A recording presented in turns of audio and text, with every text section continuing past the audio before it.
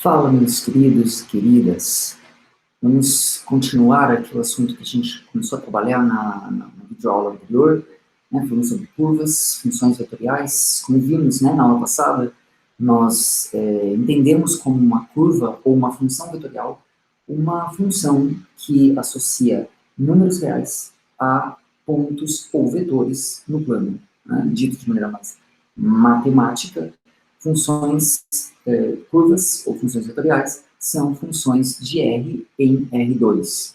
E então a gente usou como exemplo, né, essa trajetória aqui percorrida por esse ponto P.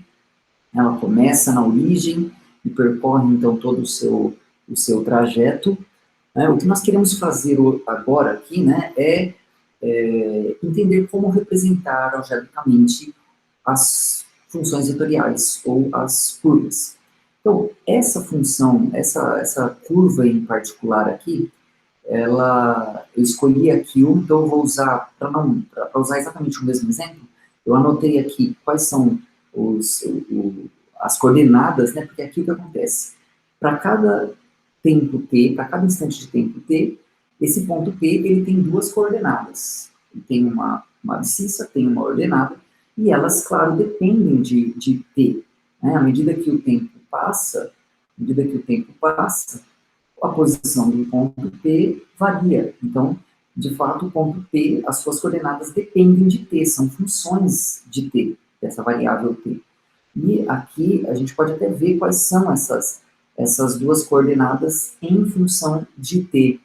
Então, eu vou trazer vocês aqui para a minha folha aqui de papel, e na qual eu já anotei, então, para cada instante de tempo t, então a gente escolhe uma variável real para descrever a nossa curva, a nossa função vetorial. Estou chamando essa variável aqui de t, né, natural, quando a gente pensa nessa variável como sendo tempo.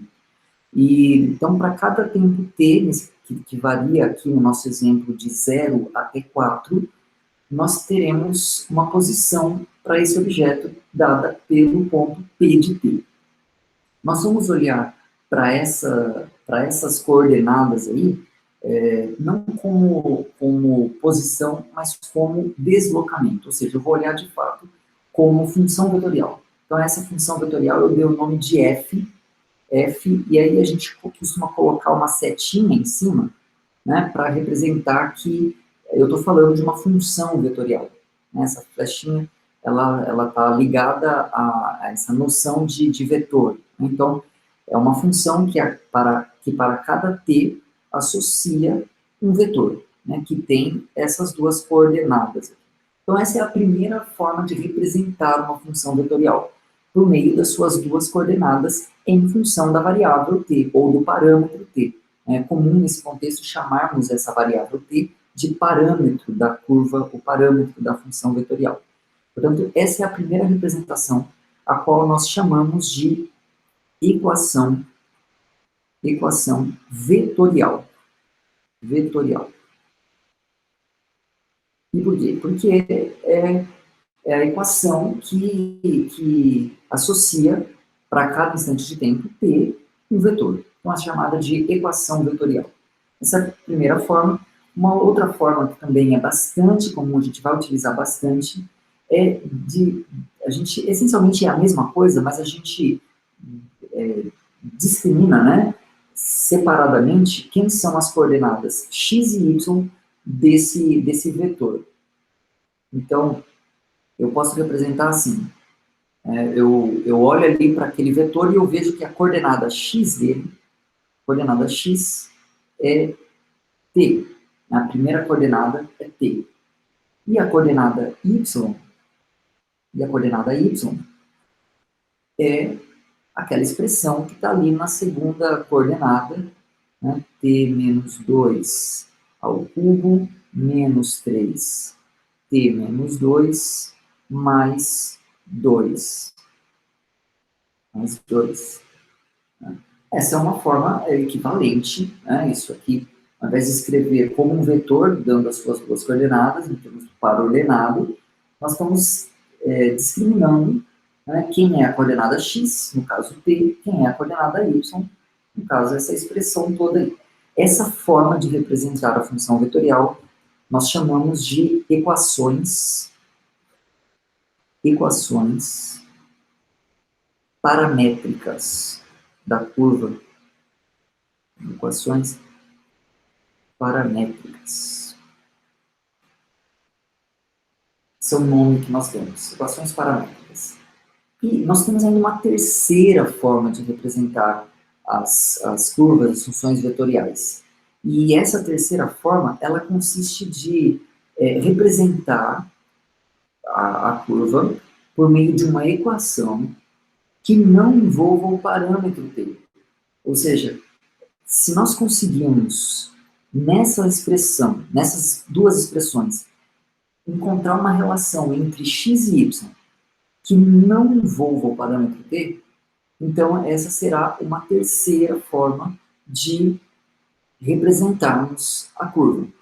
E nesse caso aqui é bastante simples, porque a primeira coordenada da curva é exatamente t.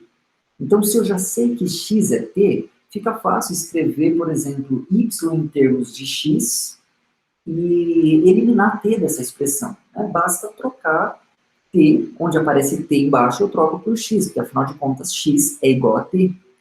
Então, se eu faço isso, a gente pode reescrever essa curva por meio da seguinte expressão. Y igual a, então no lugar do t, eu vou pôr x. X menos 2 ao cubo menos 3 x menos 2 mais 2. Essa aqui é chamada equação geral da curva, ou equação retangular, também esse nome aparece. Né? Eu gosto do nome equação geral. Equação geral.